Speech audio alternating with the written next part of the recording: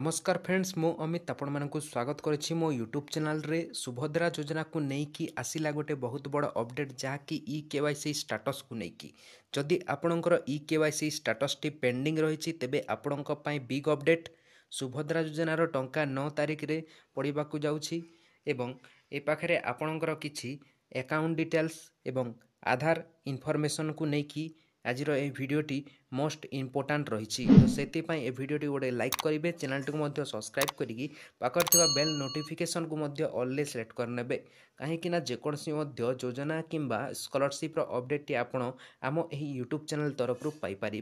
तो चलतु भिडियोटी को डेरी न करी आरंभ करने तो देखु फ्रेंड्स सुभद्रा योजना जहाँकि 9 तारिख रे आपणकर बैंक खाता को सीधा सलख पठे दिज्व जहाँकि 5,000 टंका किंबा जो माने आगरू मध्य पेमेंट पाइथिले प्रथम किस्ती टंका से मानकु द्वितीय किस्तीर टंका मिलवाकू जाउछि। तो देखंतु फ्रेंड्स ए पाखरे आपणकर जदि पेंडिंग शो करुछि इ केवाईसी स्टाटस तेबे आपणकू एही सबु गुरुत्वपूर्ण डिटेल्स बा आपणकर जहाँकि बैंक अकाउंट एवं आपणकर आधार जहाँकि संपूर्ण भाव में क्लियर करने को पड़ो कहीं आपणकर टंका 9 तारिख रे आसवाक जाउछि। तो देखंतु फ्रेंड्स आपणकर बैंक अकाउंट रे मोबाइल नंबर ऐड अछि कि नहीं आपण निश्चित भाव में चेक कर नियंतु। ता सहित आपणकर आधार रे जो आपणकर बैंक अकाउंट मध्य लिंक थिबा दरकार आपणकर बैंक अकाउंट डीबीटी होइथिबा दरकार जहाँकि आपणकर आधार लिंकेज रहिबा दरकार बैंक अकाउंट रे एवं मोबाइल नंबर मध्य आपणकर बैंक अकाउंट रे लिंक रहिथिबा दरकार ताहा सहित आधार ने मध्य आपणकर मोबाइल नंबर लिंक रहिथिबा दरकार एतकी डिटेल्स आपण बुझी जाइथिबे जहाँकि बैंक BANK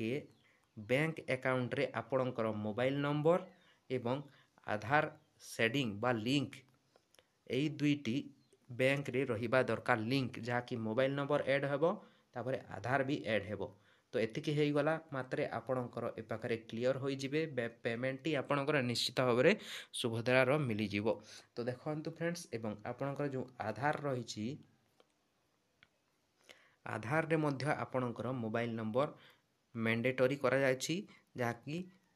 सुभद्रा योजना पाई आधार रे मध्य मोबाइल नंबर टी लिंक रहिथिबा दरकार डीबीटी अकाउंट रहितले चलिबो नाही आपणकर बैंक रे मध्य मोबाइल नंबर आधार लिंक देन आपणकर आधार रे मोबाइल नंबर लिंक रहिथिबा दरकार तेबे आपणकर पेमेंट पाई परिबे। तो एतकी डिटेल्स टी आपण बुझी जाइथिबे एवं जो हमरो हिताधिकारी माने कमेंट्स करूछन जे हमरो स्टेटस टी इ केवाईसी स्टेटस पेंडिंग शो करूछि। तो देखंतु आपणकर पेंडिंग शो कले मध्य आपण एही 9 तारिख सुधा आपणकर पेमेंट टी पाई जिवे। तो यह थिला किछि अपडेट टी निश्चित भाव में अपडेट टी आपणको सांग मानक भितर जरूर शेयर कर दियंतु। तो रहउछि friends take care and bye.